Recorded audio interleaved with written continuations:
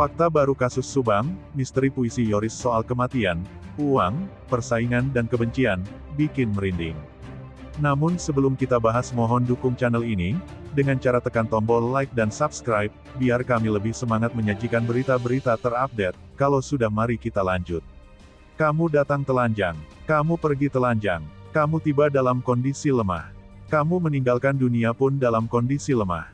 Kamu datang tanpa uang dan barang. Kamu juga akan pergi tanpa uang dan barang. Mandi pertamamu, seseorang membasuh muka. Mandi terakhirmu, seseorang akan memandikanmu. Inilah kehidupan. Jadi mengapa begitu banyak kebencian? Begitu banyak kecemburuan? Begitu banyak pertengkaran? Begitu banyak persaingan? Begitu banyak keegoisan? Begitu banyak kebanggaan? Mengapa? Sementara kita harus pergi dengan tangan kosong.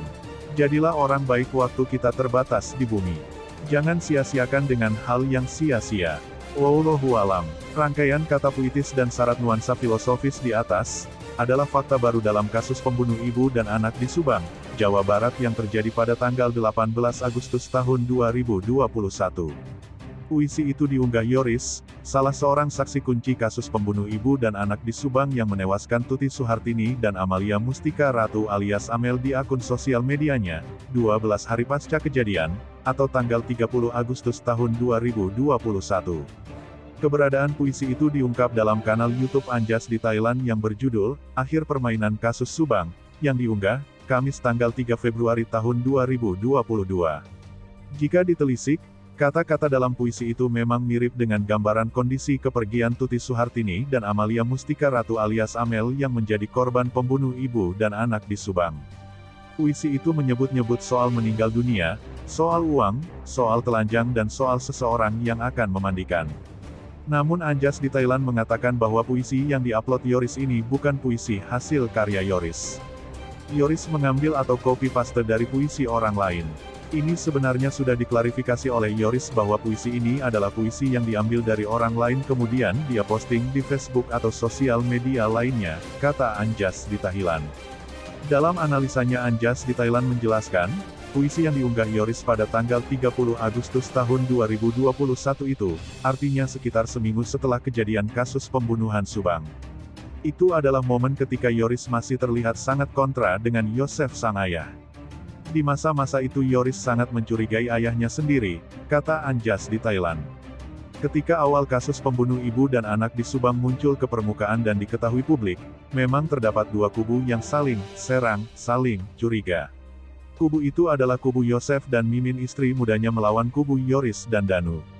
Yosef sendiri merupakan suami dari korban Tuti sekaligus ayah dari Amel dan Yoris. Sedangkan Muhammad Ramdhanu alias Danu adalah pegawai di Yayasan Bina Prestasi Nasional milik keluarga korban. Meski pada awalnya kubu Yoris vs kubu Yosef saling menyerang dan saling mencurigai terlibat dalam kasus pembunuh ibu dan anak di Subang, namun sejak akhir Desember tahun 2021, Yoris menyeberang ke kuasa hukum kubu Yosef ayahnya, meninggalkan Danu sendirian. Menurut Anjas di Thailand, bergabungnya Yoris ke kubu yang semula menjadi lawan dalam kasus Subang itu sebenarnya menimbulkan tanda tanya besar di mata publik. Apa sebenarnya yang melatar belakangi Yoris begitu percaya diri bahwa dia berada di tempat yang benar bergabung bersama ayahnya dalam kuasa hukum yang sama untuk menghadapi kasus Subang? Padahal semula, sebelum memutuskan bergabung dengan kuasa hukum Yosef, jejak digital menunjukkan jika dalam setiap statementnya Yoris kerap menyiratkan begitu membenci sang ayah. Ini juga penting karena sudah menjadi konsumsi publik. Dan alangkah baiknya Yoris menyampaikan poin-poinnya, kenapa dia merasa yakin dengan pilihannya bersama tim kuasa hukumnya Yosef, kata Anjas di Thailand. Terlepas dari apa sejujurnya di balik keputusan Yoris bergabung dengan Yosef, jika menelaah kata demi kata puisi yang diunggah Yoris, di situ terkandung makna yang bisa diartikan macam-macam terkait dengan kasus pembunuh ibu dan anak di Subang. Namun begitu, kata Anjas di Thailand, langkah terbaik untuk melihat kasus pembunuh ibu dan anak di Subang ini adalah mulai masuk dengan petunjuk dari faktanya dulu. Faktanya apa baru mulai masuk ke motif, pungkas Anjas di Thailand. Nah, gimana menurut kalian? Terima kasih telah menyimak video kami, nantikan video-video terbaru selanjutnya hanya di channel UP Info.